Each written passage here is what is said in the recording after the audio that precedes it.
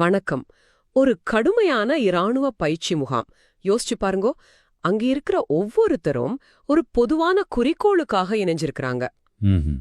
ஆனா அந்த இறுக்கமான சூழலுக்குள்ள ஒரு தனி மனுஷன் ஒன்ற நகைச்சுவை, சமயோசித புத்தி, நம்பிக்கை இதெல்லாம் என்ன வாகும்? அது சித்தாந்தத்தோட மோதுமே இல்ல அதுக்குள்ளேயே பிழைக்கிறதுக்கு வழி கண்டுபிடிக்குமே? இது ஒரு முக்கியமான கேள்வி. ஆமா, சுவிஸ்ரவி எழுதிய குமிழி நாவல் என்ற ஒரு சின்ன பகுதி இந்த கேள்விக்கு ஒரு ஆச்சரியமான பதில சொல்லுது. நாங்கள் இன்று அதைத்தான் ஆழமாக பார்க்க போகிறோம். நீங்க சொல்றது சரி.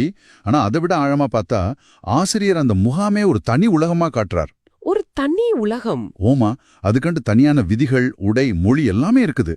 வெளி உலகத்திலிருந்து முழுமையா தூண்டிக்கப்பட்ட ஒரு இடம். சரி.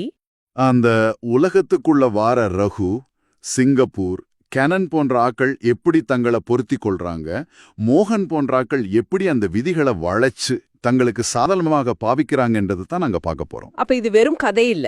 இல்ல, இது ஒரு அழுத்தமான சூழலுக்குள்ள மனுஷன்ற இயல்புகள் எப்படி வெளிப்படும் என்றதுக்கான ஒரு ஆய்வு மாதிரி. சரி, வாங்க அந்த ஆய்வுக்குள்ள போவோம். கதை தொடங்குறதே மோகன் என்ற ஒருத்தன்ற வருகையோடுதான். மற்ற போராளிகள் மாதிரி இல்லாம சிவப்பு காச்சட்டை, ரீஷர்ட், டென்னிஸ் விளையாடுற ஆக்கள் மாதிரி ஒரு பையோட வந்து இறங்குறார். அதுவே ஒரு பெரிய வித்தியாசத்தை காட்டுது. ஆமா, இத பார்த்ததும் ரகு நக்கலா கேக்குறான், இடம் மாறி வந்துட்டாய் போலன்னு. மோகன்ற இந்த தோற்றம் அவர் தெரியாம வந்த மாதிரி தெரியவில்லை. வேணுமெண்டே அந்த சூழலை மதிக்காம வந்தது மாதிரி ஒரு உணர்வு வருகுது. சரியா சொன்னீங்க. அந்த பாத்திரத்தை அப்படிதான் ஆசிரியர் கட்டமைக்கிறாரு. நிச்சயமாக. அது ஒரு முக்கியமான ஆரம்பம். அந்த உடை வெறும் உடை இல்ல, அது ஒரு மனநிலை என்ற வெளிப்பாடு. என்ன மாதிரி மனநிலை? நான் உங்களென்ற விதிகளுக்குள்ளே அடங்குற ஆள் இல்லை என்று சொல்லாம சொல்ற ஒரு விடயம்.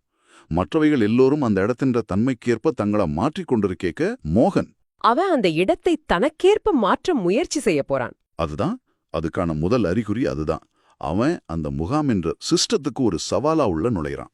அந்த சவால் அடுத்த கட்டத்துக்கு போறதுதான் இன்னும் சுவாரஸ்யம். அந்த டாக்டர் கதை தானே? ஆமா, முகாம் பொறுப்பாளர் பாண்டி மருத்துவ பிரிவுக்கு ஒரு ஆள் தேவைன்னு அறிவிக்கிறார்.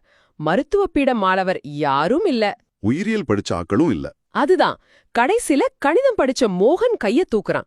இது எனக்கு ஆச்சரியமாக இருந்தது. இது ஒரு ஏமாத்து வேலை மாதிரி தெரிந்தாலும் அது ஒரு ஏமாத்து வேலை என்று மட்டும் சொல்லலாது.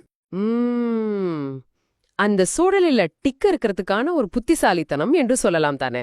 அதுதான் இந்த கதாபாத்திரத்தின்ற சிக்கலான தன்மை. நாங்கள் அதை நல்லதா கெட்டதா என்று பார்க்க முடியாது. அது ஒரு இருப்புக்கான உத்தி, ஒரு சர்வைவல் டாக்டிக். பாருங்க, ஒரு தேவை இருக்குது, அதை நிரப்ப ஒரு சந்தர்ப்பம் கிடைக்குது. அந்த வெற்றியிடத்தை மோகன் நிரப்புறான். ஒரு பொய்ய சொல்லி அந்த இடத்தை பிடிக்கிறான். ஆனால் அந்த பொறுப்பு எடுத்த பிறகு அது ஒரு நிஜமான வைத்தியர் போலவே செய்ய முயற்சி செய்யறான். அதாவது அந்த பாத்திரத்தை அவன் முழுமையாக வாழ்றான். ஆமா, வயிற்று வலியோட வந்த ஒரு தோழருக்கு வைத்தியம் பாக்குற காட்சியை விவரிச்சிருக்கிற விதம் அபாரமானது. உண்மையிலே அவன்கிட்ட இருந்தது ஒரே ஒரு வகை மாத்திரதான். ஆனா ஒரு நிஜ வைத்தியர் போலவே உடம்ப அமுக்கி பல கேள்விகளை கேட்டு ஒரு நடிப்பு நடத்துறான். இது வெறும் நடிப்பு மட்டும்தானா? இல்ல, இது நடிப்பை விட ஆழமானது. மோகன்ற இந்த டாக்டர் வேஷம் அந்த முகாமுக்குள்ளேயே உருவாக்கப்பட்ட ஒரு சின்ன எஸ்டாப்ளிஷ்மெண்ட் மாதிரி, ஒரு அதிகார மையம் மாதிரி. சரியா சொன்னீங்க. அதுக்குள்ள அவனுக்கு ஒரு அதிகாரம், சலுகையெல்லாம் கிடைக்குது. சிக்கிரி போட் என்று சொல்லப்படுற சுகவீனமான ஆட்களுக்கான கூடாரத்துக்கு பொறுப்பாக இருந்தா கடுமையான பயிற்சிகளில் இருந்து தப்பிக்கலாம். தண்ணி கலக்காத பாலும் கிடைக்கும். அதுதான், மற்ற ஆட்களுக்கு தண்ணி கலந்த பால் கேட்க இவனுக்கு தண்ணி கலக்காத பால். இந்த சலுகை ஒரு அதிகாரத்தின்ற சின்னம். சொல்லப்போனா ஒரு புரட்சி இலக்கத்துக்குள்ளேயுமே ஒரு சின்ன அதிகார மையம் எப்படி உருவாகுது என்று இது காட்டுது. மோகன் மாதிரி ஆட்கள் சமயோசிதமா தங்களை காப்பாத்திக்கிறாங்க. ஆனா எல்லாருமே அப்படியா? இல்ல. சிங்கப்பூர் என்ற கதாபாத்திரம் இன்னொரு வழியை காட்டுறார், நகைச்சுவை. சிங்கப்பூர்ல வேலையை விட்டுட்டு போராட வந்தவர். அவரென்ற உடற்பயிற்சி பற்றி கூட சொல்லியிருக்கோம். ஆமா, உடற்பயிற்சியில அவரென்ற உடம்பு இறப்பர் போல வளையுமாம். அவர் என்ற நகைச்சுவை பேச்சால அந்த இடம் எப்பவும் கலகலப்பாக இருக்கும்னு சொல்லப்படுது. இவரை போன்ற ஆக்கள் ஒரு குழுவுக்கு எவ்வளவு முக்கியமான ஆக்கள் தெரியுமே? ஏன்? ஒரு இறுக்கமான ஆபத்தான சூழல்ல நகைச்சுவை என்பது வெறும் சிரிப்பில்ல, அது ஒரு பாதுகாப்பு வாழ்வு மாதிரி. மன அழுத்தத்தை குறைக்கிற. ஆமா, மன அழுத்தத்தை குறைக்கிற, ஆட்களுக்கு இடையிலான உறவை வலுப்படுத்துற ஒரு கருவி. சிங்கப்பூர் மாதிரி ஒரு ஆள் இல்லையென்றா அந்த முகாம் இன்னும் இறுக்கமான, மூச்சு திணற வைக்கிற இடமாக இருந்திருக்கும். அவர் அந்த சூழல் என்ற அழுத்தத்தை சமநிலைப்படுத்துறார். மோகன்ற சமயோசிதத்துக்கும் சிங்கப்பூர் என்ற நகைச்சுவைக்கும் நேர் எதிரானது கணன் என்ற அப்பாவித்தனம். அந்த வயல் கதை. ஆமா, வயல்ல மருந்தடிச்சு கொண்டிருக்க வண்டி போகுது, ஒரு இடம் இருக்கு வா என்று கூப்பிட்டதும் மருந்தடிக்கிற பம்பா அப்படியே வச்சுட்டு வந்தவர். இப்ப ஆடுகால் கட்டில் கழட்டி வச்சுட்டு வந்துட்டேன், யார் எடுத்தானோ என்ற பம்ப தெரியாது என்று அவர் சொல்லதே கேட்க சிரிப்பு வந்துடும். அந்த இடத்துல சிங்கப்பூர் என்ற குறும்புத்தனமான பதில் வரும் பாருங்க, அதுதான் அந்த பகுதின்ற உச்சம். ஆமா ஆமா, ஒன்றும் யோசியாத ஒன்ற பம்ப் காணாம போனா இன்னொருத்தன்றை இருந்து பறிக்கிறது தானே. ஏக்டக்தில சேர்ந்து இதை கூட செய்யலாட்டி எதை செய்யறதுன்னு சொல்லுவார். சிரிக்கிறார். இது ஒரு சாதாரண உரையாடல் இல்லை. கணனின்ற பழைய உலகத்தின்ற அப்பாவித்தனத்துக்கும் இயக்க வாழ்க்கை கற்றுக் கொடுக்க நினைக்கிற புதிய உலகத்தின்ற யதார்த்தத்துக்கும் இடையிலான மோதலை ஒரு நகைச்சுவையினூடாக காட்டுது. பறிக்கிறது என்றது அது புரட்சிகர அரசியலிலே ஒரு கோட்பாடு. ஆனால் கணன்ற உலகத்தில அது ஒரு திருட்டு. இந்த முரண்பாட்டை சிங்கப்பூர் இலகுவாக சொல்லிவிடுகிறார். நடக்கும் கதை இப்போ அந்த புள்ளிக்குத்தான் நகருது. கணன் தினமும் காலமையிலே தலைக்கு வைக்கிற 2 செங்கற்களுக்கு இடையிலே விரல தேய்ச்சு நெத்தியிலே பூசிக்கொள்வான். எல்லாரும் அது மண் மீதுள்ள பற்றுன்னு நினைக்கிறாங்க. ஆனா ஒரு நாள் சிங்கப்பூர் அங்க எட்டி பார்க்கறான். அங்க ஒரு சிறிய புள்ளியார் சிலை மறைச்சு வைக்கப்பட்டிருக்குது. இதுதான் கதை என்ற திருப்பு முனை. ஆமா, அதுவரைக்கும் தனிப்பட்ட குணாதிசயங்களை பற்றி பேசின கதை இப்ப ஒரு பெரிய சித்தாந்த மோதலுக்குள்ள போகுது. அந்த சின்னஞ்சிறிய புள்ளியார் சிலை ஒரு தனி மனுஷன் என்ற தனிப்பட்ட நம்பிக்கைக்கும் ஒரு குழுவின்ற ஒட்டுமொத்த சித்தாந்தத்துக்கும் இடையிலான பெரிய போராட்டத்தின்ற குறியீடாக மாறுது. சிங்கப்பூர் சும்மா இல்லாமல் பிள்ளையார் கூட ரெய்னிங் எடுக்க வந்துட்டார் என்று கிண்டல் செய்ய சிரிக்கிறார்.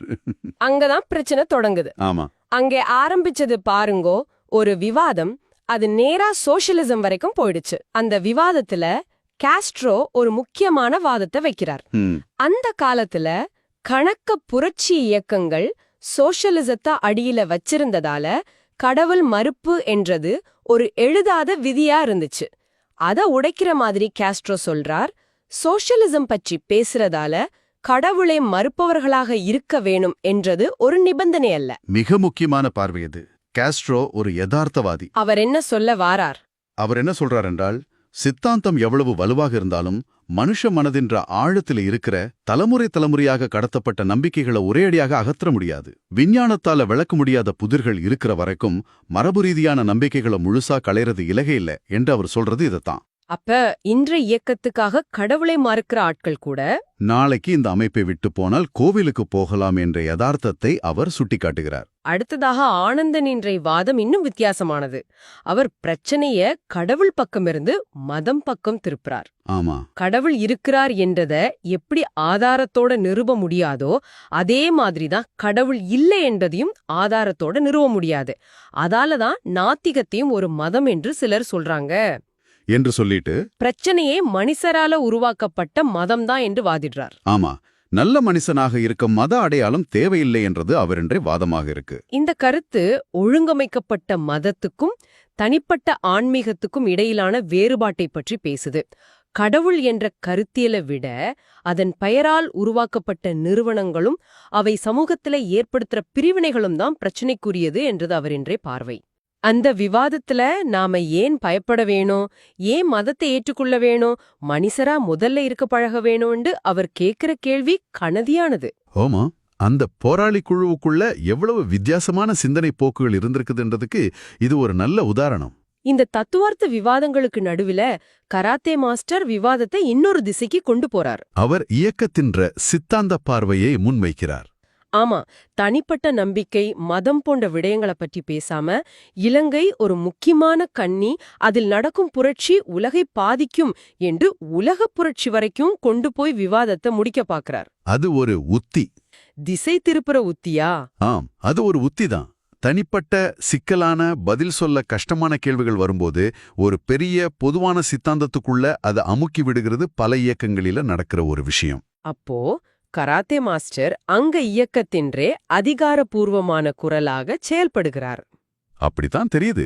இந்த சின்ன விடயங்களை பத்தி பேசி நேரத்தை வீணாக்காம பெரிய குறிக்கோளை பாருங்கோ என்று சொல்றது மாதிரி இருக்கு. ஆனா அந்த விவாதம் ஒரு முக்கியமான உண்மைய புரிய வைக்குது. எந்த ஒரு புரட்சிகர இயக்கமும் காகிதத்திலே இருக்கிற சித்தாந்தத்தை அப்படியே 100% பின்பற்ற ஆட்களால உருவாக்கப்படுறதில்ல. அதுக்குள்ள இருக்கிற ஒவ்வொரு தனி மனுஷனும் தன்னோட சொந்த நம்பிக்கை, சந்தேகம், கலாச்சார பின்னணியோட தான் வாரான். அதுதான் இங்க நடக்கிறது. கடவுள் இருக்கிறாரா இல்லையா என்ற விவாதம் மட்டும் இல்ல, ஒரு பெரிய சித்தாந்தத்துக்கும் தனி மனிதனின்ற அடையாளத்துக்கும் நடக்கிற ஒரு சின்ன போராட்டம். ஆக இந்த நாவல் என்ற ஒரு சிறிய பகுதி ஒரு பயிற்சி முகாமின்ற உள்ளே இருந்த மனுஷன்ற உலகத்தை எங்களுக்கு திறந்து காட்டியிருக்குது. அங்கே கடுமையான பயிற்சிகள் மட்டும் இல்ல, ஒரு சித்தாந்தத்தின்ற இறுக்கத்துக்குள்ளேயும் தப்பி பிழைக்கிறதுக்கான தனிப்பட்ட உபாயங்கள், ஆழமான நட்பு, வெடிச்சு சிரிக்க வைக்கிற நகைச்சுவை, தத்துவார்த்தமான விவாதங்கள் என்று ஒரு முழுமையான வாழ்க்கை இருந்திருக்குது. ஒரு போராட்டக்குழு அல்லது ஒரு சித்தாந்தம் என்றது நாங்கள் ஒற்ற பரிமாணத்தில பார்க்கிறோம். ஆனா அதுக்குள்ள இத்தனை விதமான மனுஷர்கள், இத்தனை விதமான நம்பிக்கைகள், இத்தனை முரண்பாடுகள் இருக்குது என்றத இந்த பகுதி உணர்த்துது.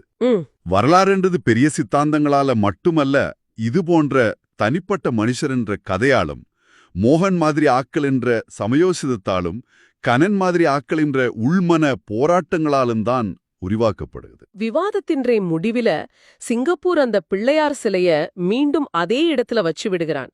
ஒரு நகைச்சுவைக்காக எடுத்தது இவ்வளவு பெரிய விவாதமாகி விட்டதே என்ற ஒரு சலிப்பு அவனிடம் தெரிகிறது. ஆனால் கனன், ஆமா, ஆனா கண்ணன் அதை திரும்பவும் கையில எடுத்து வச்சுக்கொள்ளறான்.